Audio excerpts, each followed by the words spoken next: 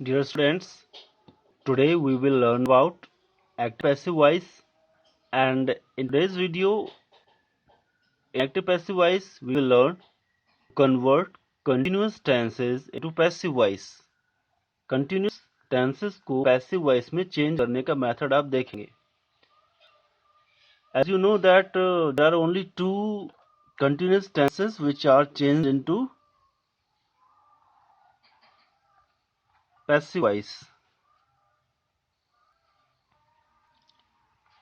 Present continuous and past continuous.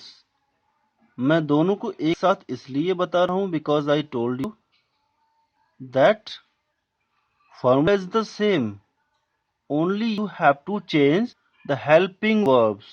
आपको सिर्फ helping verbs change करना पड़ती हैं टेंसेस के अकॉर्डिंग, और फॉर्मूला होता है वो सेम होता है. तो यहाँ पर present and past continuous tense के लिए फॉर्मूला क्या होगा?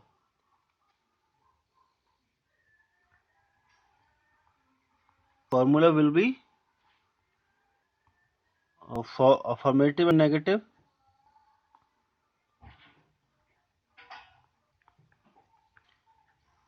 ऑब्जेक्ट से स्टार्ट होता है formula, as you know. Object plus is, are, am, was. फर्क क्या है? प्रेजेंट कंटिन्यूअस के लिए आप इज आर एम में से कोई चीज रखेंगे, पास्ट कंटिन्यूअस के लिए आप was were में से कोई एक चीज रखेंगे. देखिए, और यही चीजें हमने इंडेफिनिट टेंसेस में भी रखी थी. Present indefinite and past indefinite में is are am was were यही चीजें थी. लेकिन फर्क क्या है? कंटिन्यूअस में यहां पर बीइंग ऐड हो जाता है. बीइंग ऐड हो जाता है प्लस V3 यानी verb third form, and plus by plus subject. ये फॉर्मूला है अफर्मेटिव एंड नेगेटिव सेंटेंसेस के लिए. और इसमें नेगेटिव सेंटेंस भी अगर दिया हुआ है तो हमको टू नॉट रखना वो कहाँ? बीइंग से पहले, हेल्पिंग वर्ब के बाद और बीइंग से पहले. जैसे मैंने कहा था कि जिसमें दो वर्ड्स होते हैं हेल्पिंग वर्ब में, तो हमें क्या करना होता है? फर्स्ट वर्ड के बाद हेल्प नॉट रखना पड़ता है और लास्ट वर्ड से पहले. Now look at some examples.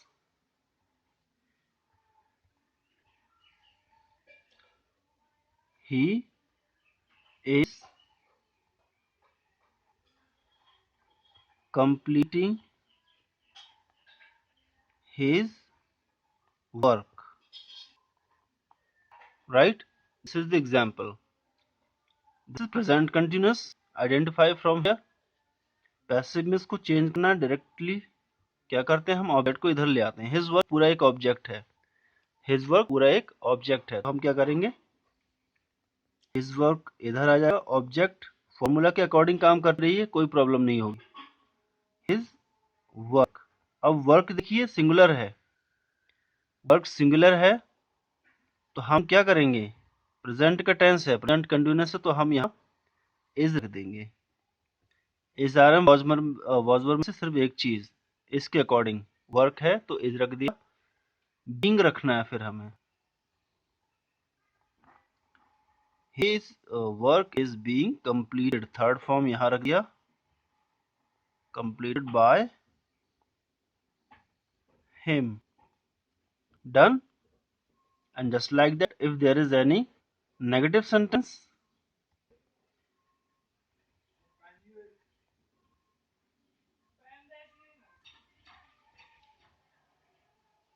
ये प्रेजेंट कंटिन्यूअस का सेंटेंस था. अब हम पास्ट ले लेते हैं. They were not obeying the orders.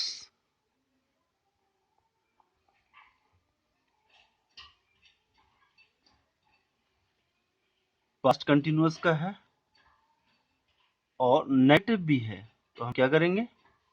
Orders subject ले आएंगे आगे. द ऑर्डर्स देखिए ये पास्ट का है तो हम पास्ट की ही हेल्पिंग वर्ब लेकर आएंगे। ऑर्डर्स प्लूरल हैं, एक से ज्यादा है तो हम क्या करेंगे, वर रखेंगे और नॉट अब आएगा और बीइंग। देखिए बीइंग जो है नॉट के बाद है। Now verb third form obeyed हो जाएगा बाय देम। ये अफर्मेटिव एंड नेगेटिव का फॉर्मूला है, बस माइंड में समझने की।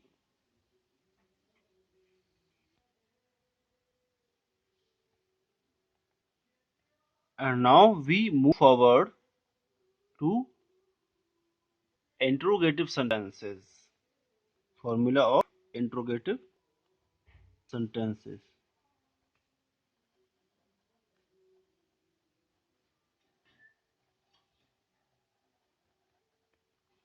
And what will be the formula? Formula is the same, मैंने पहले भी कहा था। कहां से बिगिन होगा फॉर्मूला? क्वेश्चन वर्ड से। क्वेश्चन वर्ड प्लस डिजायरम वर्ड्सवर्थ। जितनी भी चीजें यहाँ पर आ रही हैं उनमें से एक चीज आप लेंगे किसके अकॉर्डिंग, जो ऑब्जेक्ट आगे आएगा उसके अकॉर्डिंग। ये चीजें यहाँ आ जाएंगी,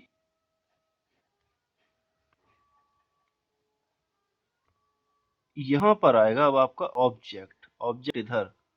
इंट्रोगेटिव में क्या फर्क है? फर्क बस इतना सा है, जो वर्ब्स हैं जो ऑब्जेक्ट के या सब्जेक्ट के बाद लगी होती है वो पहले आ जाती हैं, बस इतना फर्क होता है इंट्रोगेटिव सेंटेंस में। ऑब्जेक्ट के बाद अगर सेंटेंस नेगेटिव भी है तो नॉट यहाँ और बीइंग यहाँ। मैंने कहा था जब दो वर्ड्स हैं तो जो फर्स्ट वर्ड आगे रहेगा, जो बाद वाला वर्ड है वो बाद में रहेगा। ये ऑब्जेक्ट के बाद में आ गया being plus V3 plus by plus subject question mark जरूर ध्यान रहे। अंडरस्टूड? यहां भी इसका एक एग्जाम्पल देख लेते हैं।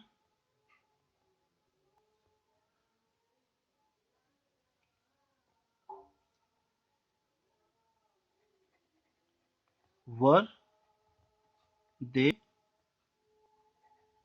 Playing cricket?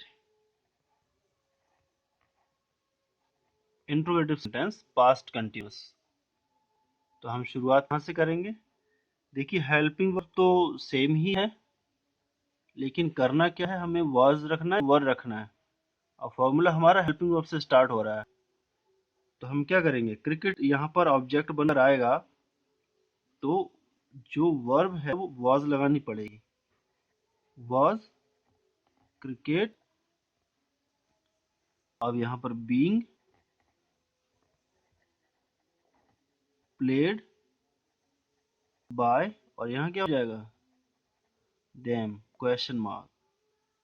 फॉर्मूला के अकॉर्डिंग देखिए, हेल्पिंग वर्ब पहले आ गई यहाँ, ऑब्जेक्ट क्रिकेट आ गया, नॉट इसमें है नहीं तो बीइंग आ गया, V3 यानी वो थर्ड फॉर्म यहाँ आ गई, बाय यहाँ आ गया और सब्जेक्ट इधर आ गया। Is there any problem now?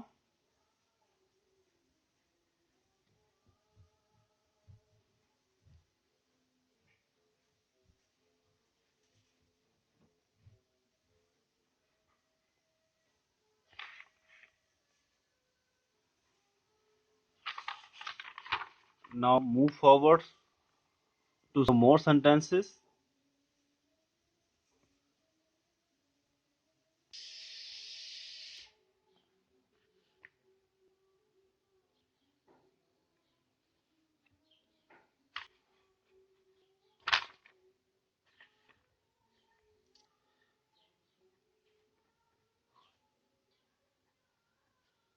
Why are they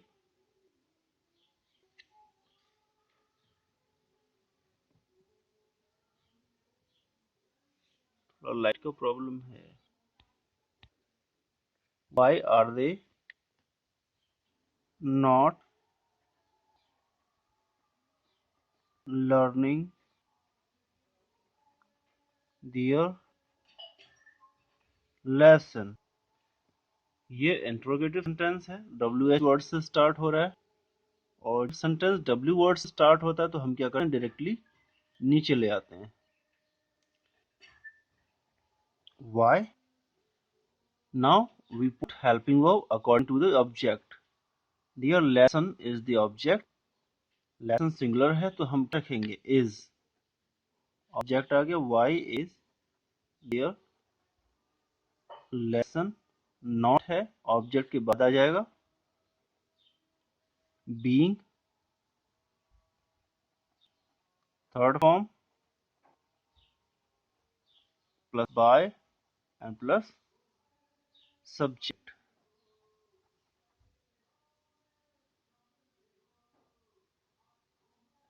Is that clear now?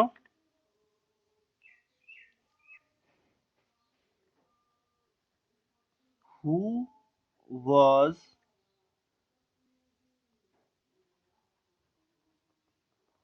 digging the pit? Digging means खोदना, pit मीन्स जो गड्ढा होता है।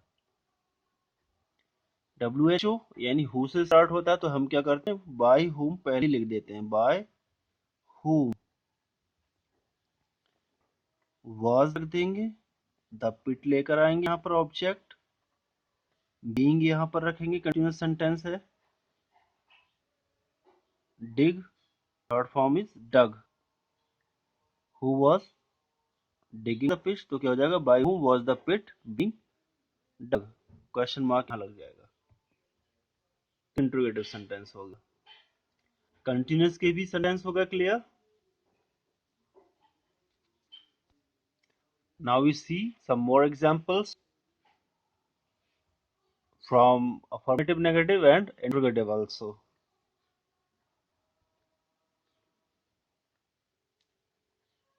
They were scattering the papers all over the floor, all over the floor। Now you see papers यहाँ पर object है, all over the floor ये कोई ऑब्जेक्ट नहीं है, ये एक रिमेनिंग पार्ट है सिर्फ, इसे भी ऑब्जेक्ट बोलेंगे, लेकिन ये डायरेक्ट और इनडायरेक्ट दोनों में से कोई भी ऑब्जेक्ट नहीं है। ऑल ओवर द फ्लोर, अब यहाँ पर अब क्वेश्चन अगर पूछेंगे who was scattering the paper, हमने क्या कहा कि दो काम आप करने हैं, व्हाट एंड हु। तो whom were they scattering, whom were they scattering किसको बिखेर रहे थे, पेपर्स को, आंसर मिल गया। फिर हम ये पूछें क्या बिखेर रहे थे, क्या बिखेर रहे थे, भी पेपर आ गया, लेकिन इसका आंसर नहीं मिला। इसका मतलब ये डायरेक्ट और इनडायरेक्ट दोनों में से कोई भी ऑब्जेक्ट नहीं है, सिर्फ ये रिमेनिंग पार्ट है। तो हमारा जो मेन ऑब्जेक्ट है यहाँ पेपर्स है। सो पैसिव विल बी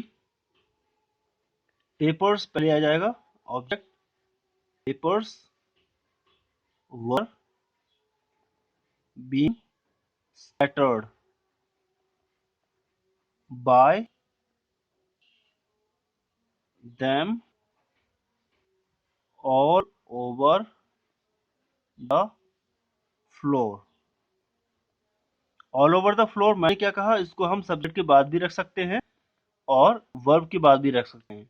इस तरह से papers were being scattered all over the floor bye them, और इस तरह से भी papers were being scattered bye them all over the floor. हम इसको आगे पीछे दोनों तरफ रख सकते हैं जो रिमेनिंग ऑब्जेक्ट है, लेकिन यहाँ रखना ज्यादा प्रॉपर रहता है। अभी इस सेंटेंस में यहाँ लिख दिया है तो भी कोई दिक्कत नहीं।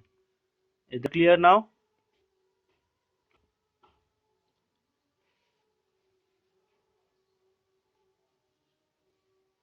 फॉर एग्जाम्पल सेंटेंस आप लोग बनाएंगे, इज ही प्लेइंग